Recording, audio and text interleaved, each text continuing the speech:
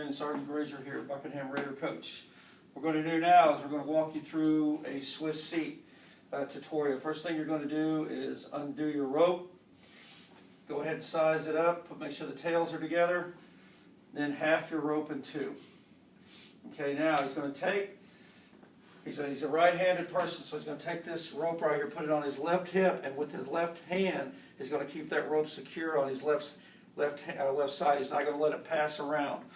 Okay? From now, he's going to take both ropes, and he's going to pass one rope through once, twice. Okay? He's going to snug it up around waist level. He's going to have 4 knots here. 1, 2, 3, 4. Okay? He's going to pass the ropes underneath his legs. Okay? Now, he's going to take both ropes now and pass them underneath the top rope here, the waist, and he's going to make sure that he has this bite right here.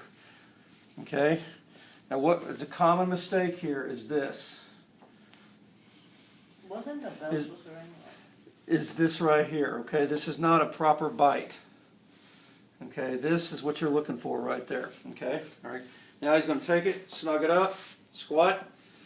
Okay, turn back around, please. Okay, now he's going to tie an overhand knot.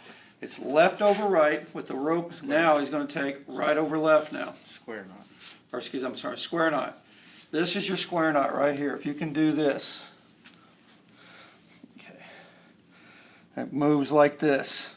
Okay. Now he's going to tie an overhand. He's going to take it, pass it through the rope, top rope, and then bring it back on itself, and it should look like this, look like a pretzel. Okay, he's going to snug that one up. Same procedure here. Again, bring it back through. Okay, and there's your square knot right there. Looks like a pretzel. All right, he's going to take his D-ring, pass it through like so, and it looks like this.